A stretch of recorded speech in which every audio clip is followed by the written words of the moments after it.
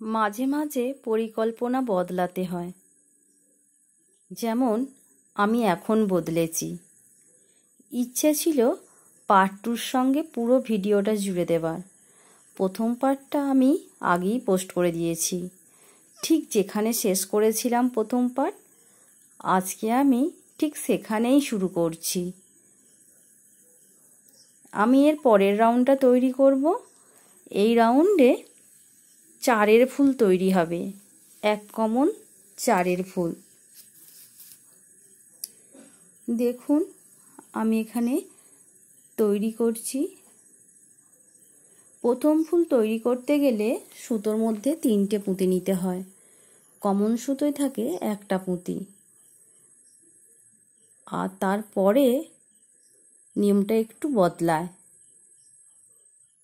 কারণ তখন ক্রস সুতোয় একটা পুঁতি থাকে, একটা কমন নিই, দুটো হয়ে যায়। আর সুতোর মধ্যে দুটো নিলেই চারের ফুল তৈরি হয়ে যায়। প্রথম ফুলটা তৈরি হয়ে গেছে। এবার দ্বিতীয় ফুলের জন্য একটা কমন নিচ্ছি, একটা ক্রস সুতোই রয়েছে আর দুটো ফুল। এভাবেই পুরো রাউন্ড আমি কমপ্লিট করব। এখানে আর নিয়মের কোনো পরিবর্তন নেই। গোল ব্যাগ তৈরি করা তো খুব সহজভাবেই দেখিয়েছি। যারা আমার সাথে আছেন তারা প্রত্যেকটা স্টেপ তো জানেন যে আমি কিভাবে তৈরি করি। আর যারা নতুন তাদের জন্য প্রথম পার্টটা ডেসক্রিপশন বক্সে যে লিঙ্ক দেওয়া থাকবে সেখান থেকে দেখে নিতে হবে। আর আমি সময় সুযোগ পেলে দুটো এপিসোডকে একসাথে করে দেব। আসলে একটা ভিডিওতে সমস্ত পদ্ধতি প্রয়োগ করা সম্ভব হয় না, যেহেতু একটা পার্ট আগে দেয়া হয়ে গেছে। আর এখন যদি আমি প্রথম পার্ট সমেত এটাকে দিতে চাই তাহলে প্রথম পার্টটা দুবার হয়ে যাবে।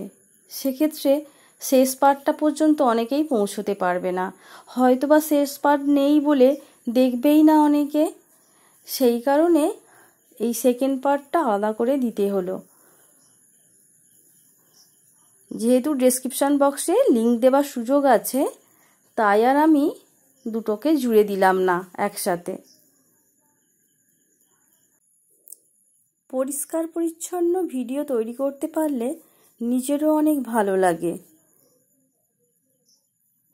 আমি প্রথম দিকে যে ভিডিওগুলো বানিয়েছিলাম সেখানে ডিজাইনগুলো সুন্দর হলেও ভিডিওটা অনেকটা সুন্দর করা যায়নি। আসলে প্রথমে তো অনেক কিছু নিয়ম শেখা হয়নি, ক্যামেরা কিভাবে ধরতে হবে, কালারগুলো কিভাবে ম্যাচ করতে হবে, এগুলো না জানার কারণে অনেকটাই হেজি। সেই একই ক্যামেরায় এখন অনেক বেশি পরিষ্কার পরিচ্ছন্ন। তাই রিকোয়েস্ট আছে কয়েকটা পুঁতির ব্যাগ রিপিট করার, নিশ্চয়ই করে দেব। কিন্তু এখন যেহেতু অনেকগুলো পালপুঁতির কাজ হাতে চলে এসছে, সেগুলোকে শেষ করতে হবে আগে। কথা বলতে বলতে আমরা রাউন্ডটা কমপ্লিট করছি। রাউন্ড কমপ্লিট করার নিয়ম তো অনেকবার বলেছি। অপোজিট প্রান্তের পুঁতি থেকে একটা এক্সট্রা পুঁতি কমন নিতে হয়। দেখুন কত সুন্দর তৈরি হয়েছে। অনেক দিনের ইচ্ছে ছিল একটা পালপুঁতির গোল ব্যাগ তৈরি করব, যেটা হবে একেবারে ইউনিক। এর কিছুদিন আগেই একটা ডিজাইন আমি তৈরি করেছিলাম, তবে সেটা পুরোপুরি পালপুঁতির নয়। যেহেতু আমি সেটা নিজের পছন্দের করতে পারছি না, ঠিক মনে মনে শান্তি পাইনি। তারপর সেখানে পুরো চারের রাউন্ডটা ছিল না, সেখানেও একটু মনটা খুঁতখুত করছিল যে সুযোগ পেলে একবার নিজের ইচ্ছেটা পূরণ করে নেব। আজ সেই ইচ্ছেটা পূরণ হলো। এখানে আমি দুটো পাটকে চারের ফুল দিয়ে জুড়ে দিচ্ছি, আর এখানে একটা সুতোয় কাজ করছি। এর আগের রাউন্ডটা আমি দুটো সুতোয় করেছিলাম। দুটো সুতোতেও জুড়ে দেওয়া যায়, কিন্তু ভিডিও করতে একটু অসুবিধা হয়, যার জন্য একটা সুতোয় আমি জুড়ে দিচ্ছি, চারের ফুল দিয়েই জুড়ছি।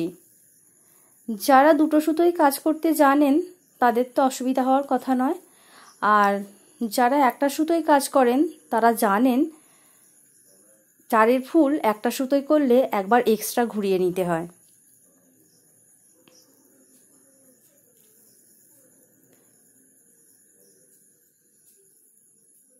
দুদিক থেকে দুটো করে পুঁতি কমন নিতে হচ্ছে, আর ক্রস সুতোয় একটা রয়েছে, আর একটা পুঁতি নিয়ে চারের ফুল তৈরি হবে। এভাবেই যতটা প্রয়োজন ততটা জুড়ে নেব।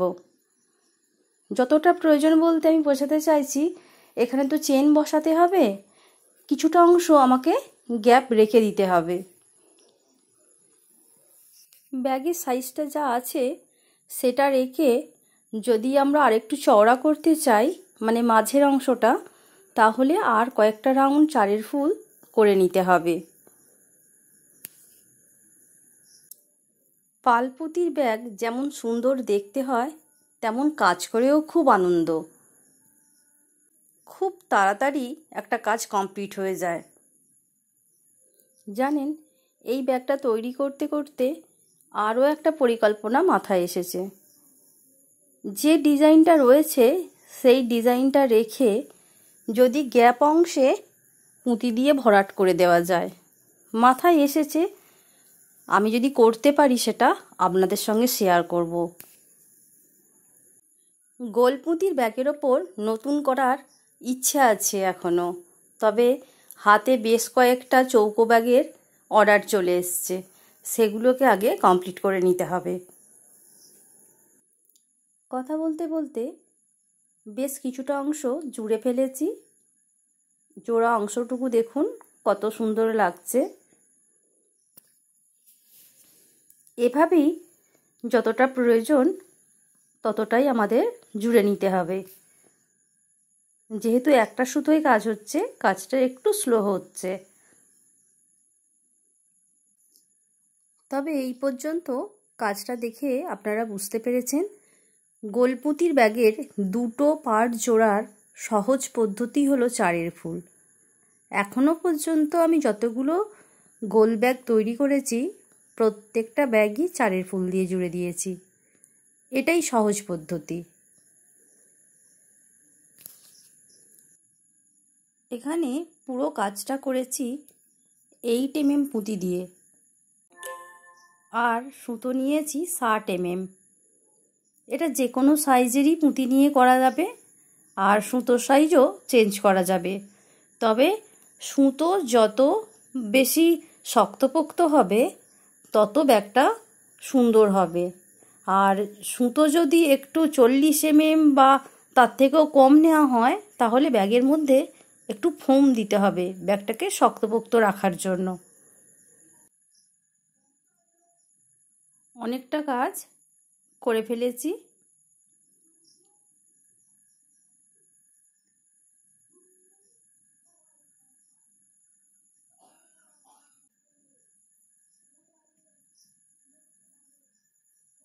দেখুন, একটা সুতোই করছি, কীভাবে সুতোটা ঘুরিয়ে নিচ্ছি।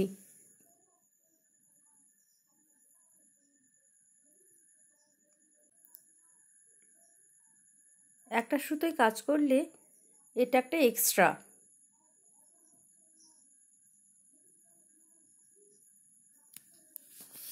এভাবেই পুরোটা জুড়তে হবে। একই হবে বলে আর দেখিয়ে দিচ্ছি না, এটা স্কিপ করে গেলাম। যতটা প্রয়োজন আমি ততটা অংশ তৈরি করে নিয়েছি। এবার আমি এখানে শেষ করব কাজটা, তাই এখানে গিঁট দিয়ে দিচ্ছি।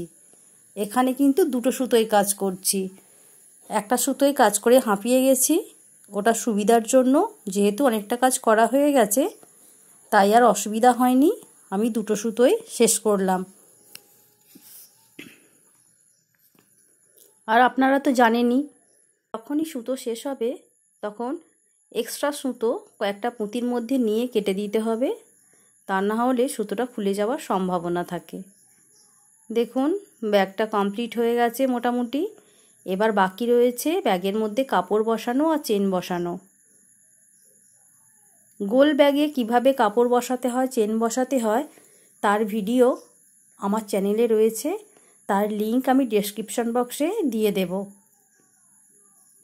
এই ব্যাগগুলোতে পুঁতির হ্যান্ডেল তৈরি করে দেওয়া যায় বা রেডিমেড যে মেটালের হ্যান্ডেল রয়েছে রিং টাইপের সেগুলোও জুড়ে দেওয়া যায়।